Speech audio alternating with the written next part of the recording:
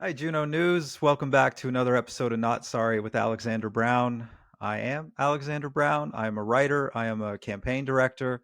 I'm the director of the National Citizens Coalition. I got a podcast, a Substack, and I'm thrilled to be here with you, part of this audience. And we have lots to talk about. And we have not been in short supply, even in the dog days of summer, on concerns, common sense concerns, conservative concerns.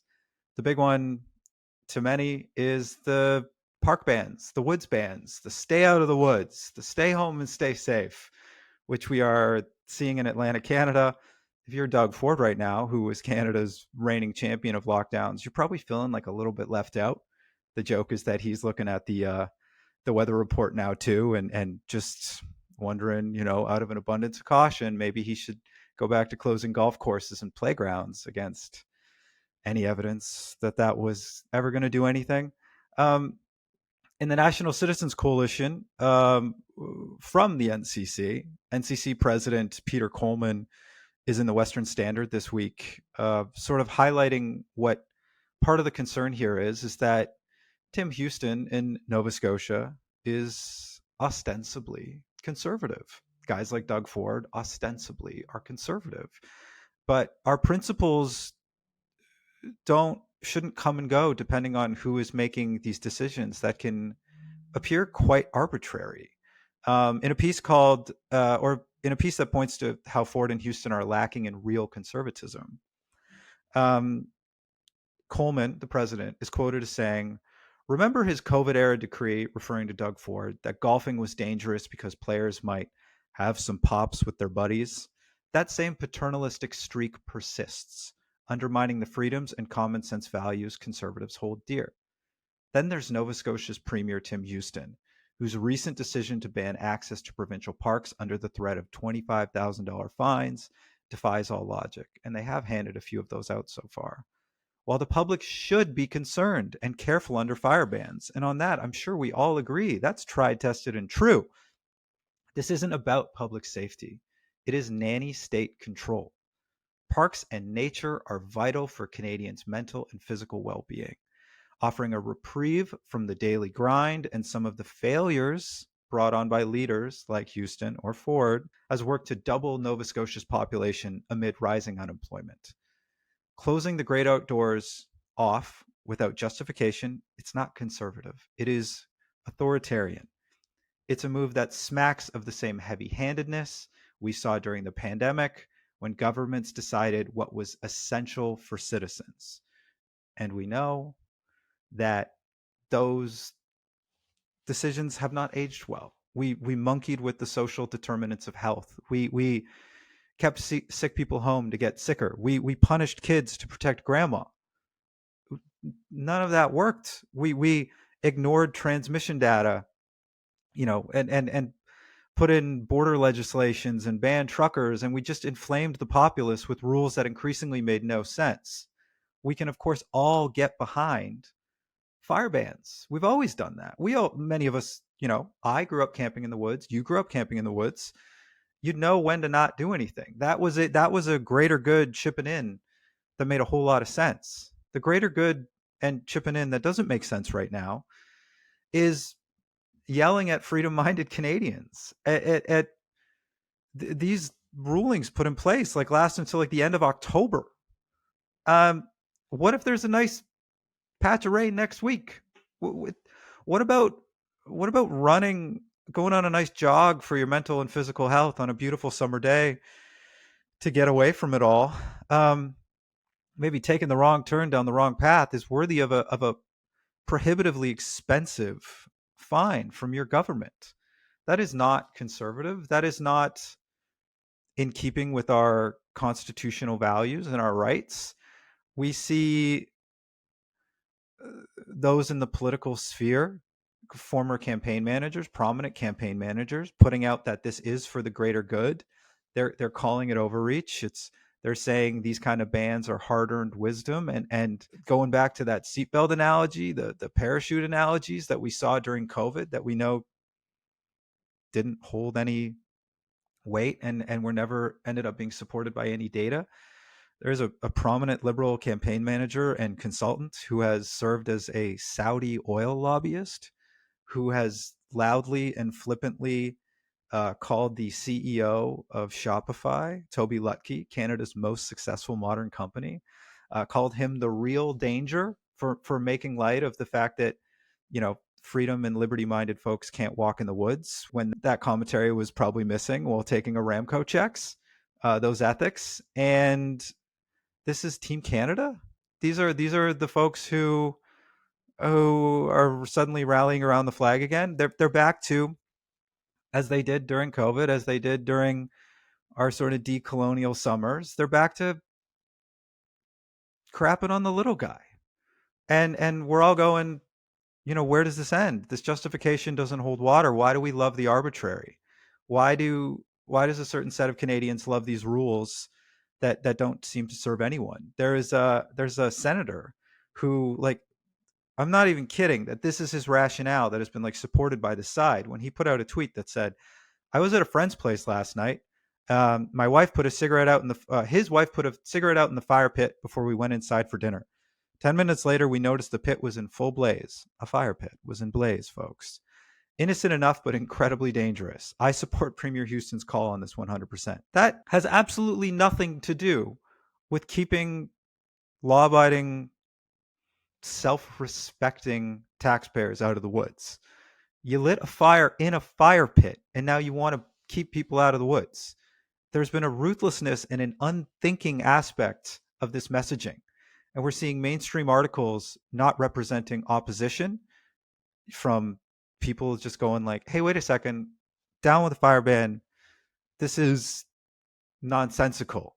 And in doing that, in this reaction, in talking down to people, as these folks like to do, as the government will now sort of thoughtlessly decree, they're creating their own opposition without a care. This hectoring, this tone policing, then crying foul when they get a little contact back.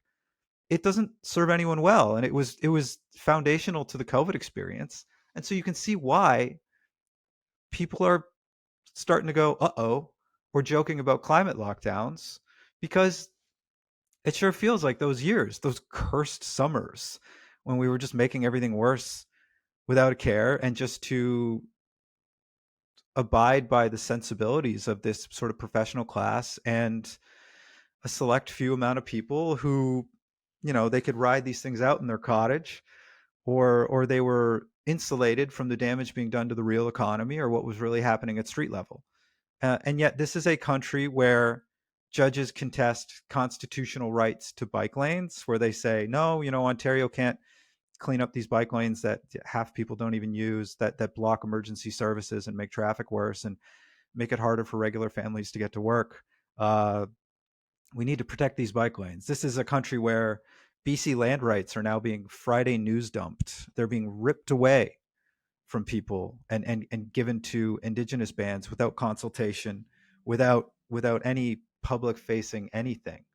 But we're drawing the line at walks in the woods, really? And so on this response, it sure seems like where there's smoke, there's fire. And I wanted to talk to the guy who's everyone's been calling. I mean, the bat phone has been ringing off the hook with the Canadian Constitution Foundation. Josh Dehaas is a counsel there. He's a great writer, commentator. And so we were lucky to have Josh on the show. The CCF is doing really important work right now that might become, a court battle, because they give a darn about your constitutional rights. I know you do too. And the folks who are being so flippant about this, they deserve to, pun intended, feel the heat. So join Josh and I for this chat. All right, we're thrilled to welcome on Josh Dehaas, counsel with the Canadian Constitution Foundation. Josh is a writer, former online editor in the Legacy Press. He has been an incredibly busy guy this week. Something tells me, Josh, that the bat phone has been ringing off the hook here at the Canadian Constitution Foundation.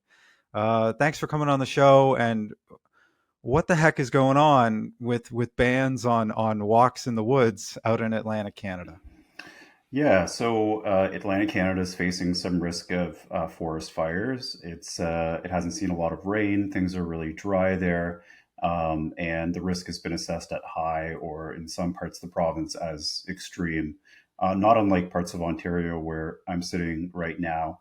And the province's solution to this, rather than just burning things or banning things that cause forest fires, like campfires or ATVs, things like that, they've decided that they're going to have a total ban on anyone going into the woods at all, unless they have a permit or unless they happen to live on that particular woods. But if they live there, they can't have guests. So what's going on is a really serious government overreach here that violates people's rights. And a lot of people are people have been reaching out to us left, right, and center who want to challenge this. And there's, some conspiracy theories going on about why this is happening because it's just so crazy to people. People can't understand how, hiking, fishing, having somebody on your property to go bird watching could possibly pose any sort of fire risk. So they're trying to figure out what's really going on. And I think what's really going on is the government is just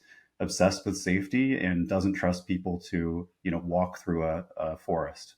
Yeah, I think to many the understandable concern gee, it's almost like they're trying to create conspiracy theories here because it's my head immediately went to COVID, which was that this feels like an arbitrary choice, the same way that all of a sudden, unvaccinated truckers couldn't cross the border when we knew that had nothing to do with transmission, or the way that, particularly Ontario, where I was at the time, you close golf courses, parks, you keep closing schools, ostensibly to protect grandma and grandpa, but they're not. The connective tissue there was very short, and so the arbitrary nature is sort of giving way to folks going like, hang on a sec, this reminds me of the last few years. Their head's going to go there. They're going to get worried. I think none of us want to burn down the woods, but constitutionally, as a legal counsel expert, um, wasn't a burn ban enough? Well, I think that that's all that would be justified under the Constitution because you do have a right to freedom of movement in Canada. It's protected by Section 7 of the Charter, which is the protection for life, liberty, and security of the person, and not to be deprived of that except in accordance with the principles of fundamental justice.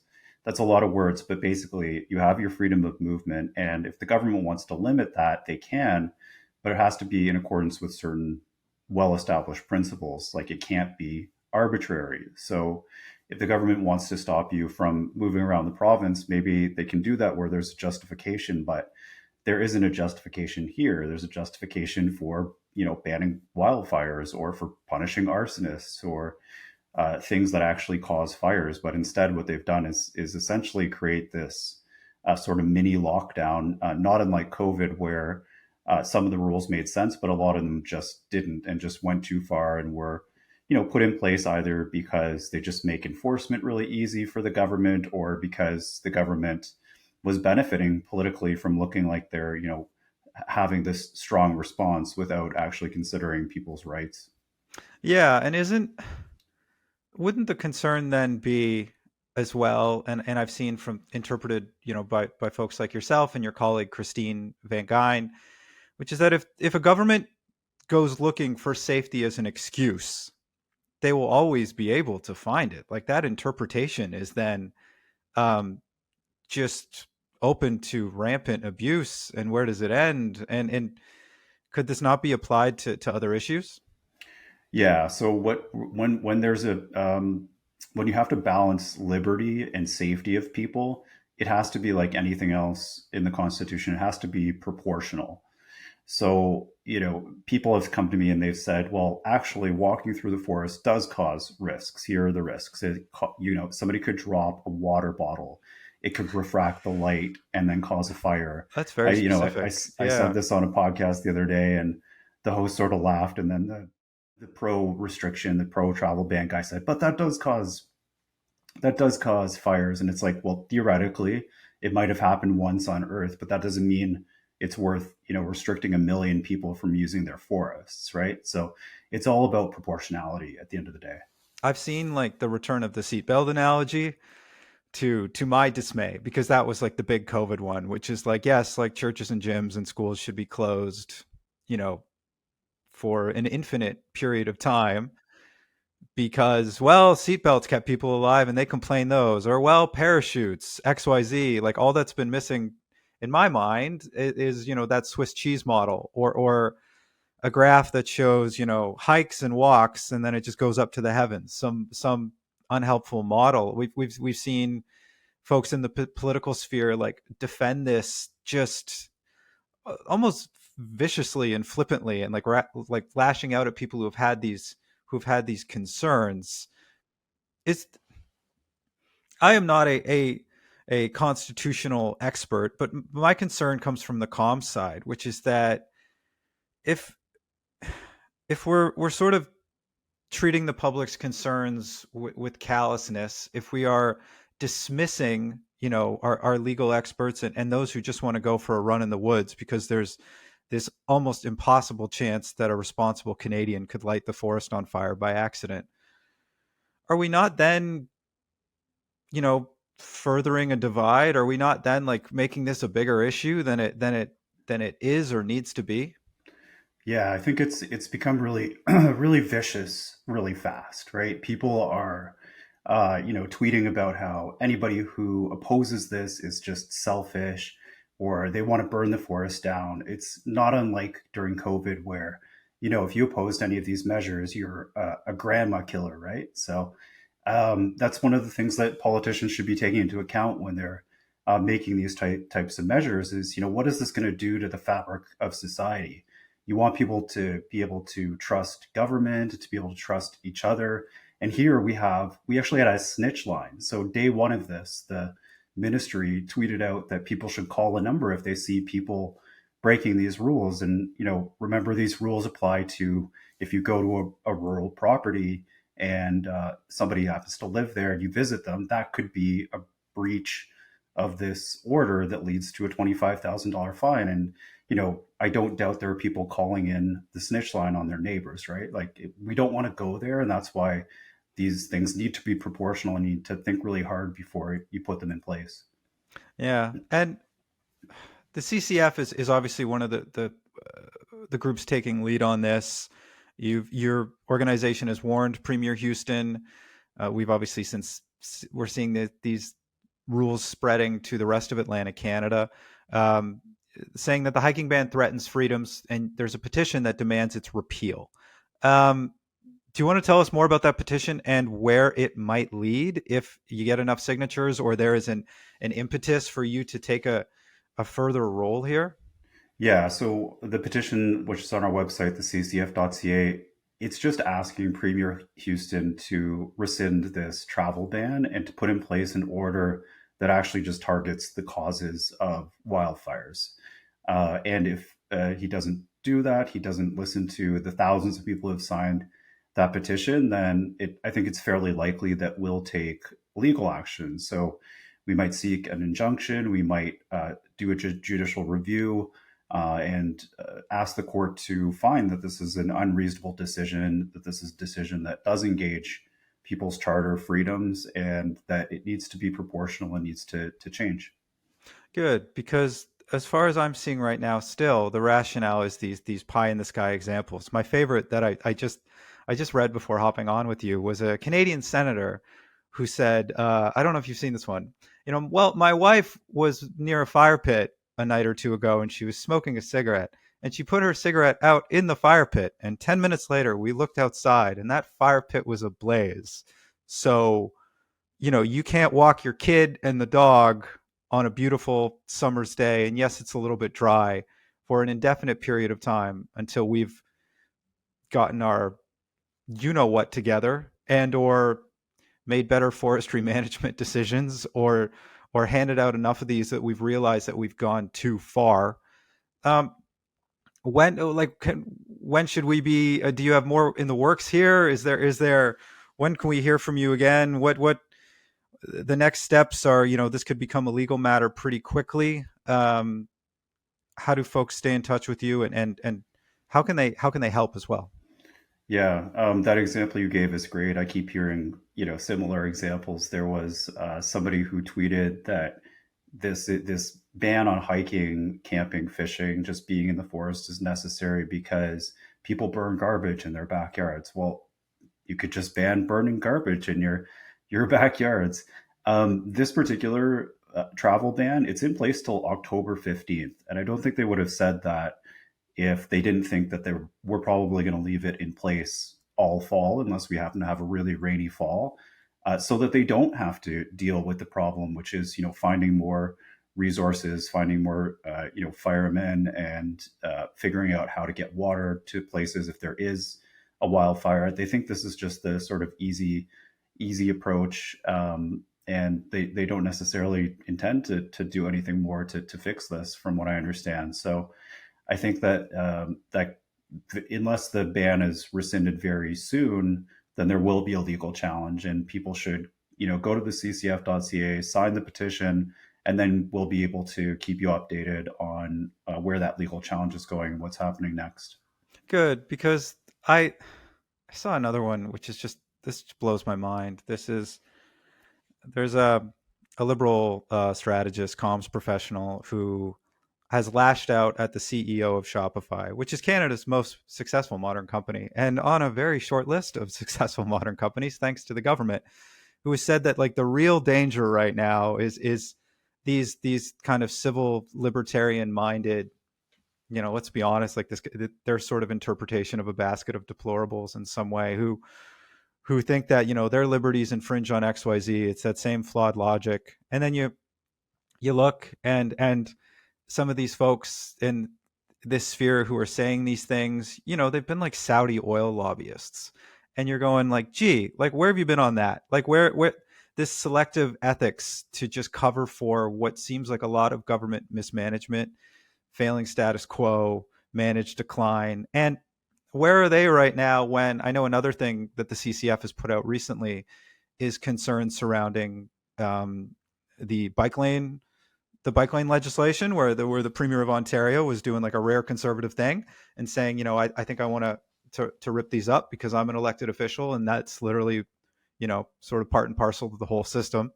And a judge steps in and goes, no, you're not. There's a charter right to these, even when they don't totally make sense.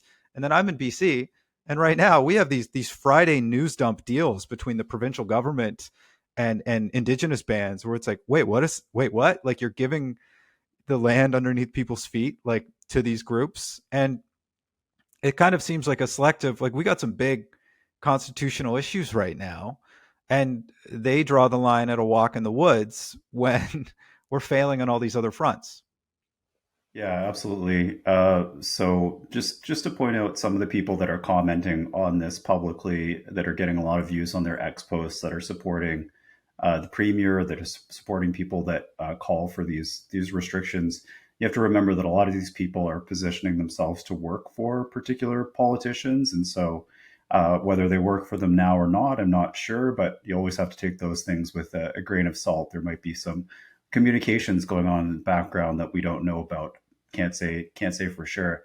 Um, in terms of the Section 7 right to a bike lane, this decision came out in Ontario that says that basically, Doug Ford decided, okay, these three bike lanes on three of the country's busiest streets here in Toronto, so Bloor, University, or Yonge Street, for those familiar with the city, these bike lanes, if you take them out, that will not actually reduce congestion, even though there will be two lanes for cars instead of one, and cyclists will be at physical danger. Therefore, you can't take these bike lanes out. He says, I'm not creating a right to a bike lane, but of course, he's created a right to those bike lanes unless Doug Ford can satisfy a judge that somehow this will reduce congestion, which I think common sense suggests it would. And I don't know how you prove that otherwise. But when you try and fight for right to privately contract with a doctor to fix your hip or have a surgery that might be life saving for you, the courts have said no, you don't have a Section 7 right to that. So there's a big problem here with inconsistency on this particular file. You You have a right to a safe injection site in British Columbia, according to the Supreme Court of Canada, but you don't have, again, a right to, privately go and have an MRI, for example. So, And now a run in the woods on a and now beautiful a run summer in the day. woods, yeah, or Yeah. canoeing or bird watching. It's just, yeah, we need to push back because things are getting crazy. Good, and that's important, and it's no wonder why folks are frustrated and concerned. Josh, thank you for joining us today. What's the CCF website? Where can people sign this petition or follow you on Twitter or keep up with all this? Yeah, so it's theccf.ca, and you need the da there, so theccf.ca, or CDN const found on X. We're also on YouTube. Great, thank you for your hard work. Good luck putting out this fire, which you might get banned in Nova Scotia for. And we'll keep up with your hard work. And thanks for joining us. Thanks so much. Juno News, I got the promo code for you. Go to junonews.com/not sorry for 20% off. That should be like right here. Great way to support independent media, common sense minded journalism, help grow this whole movement back towards something more familiar and more normal. Thank you.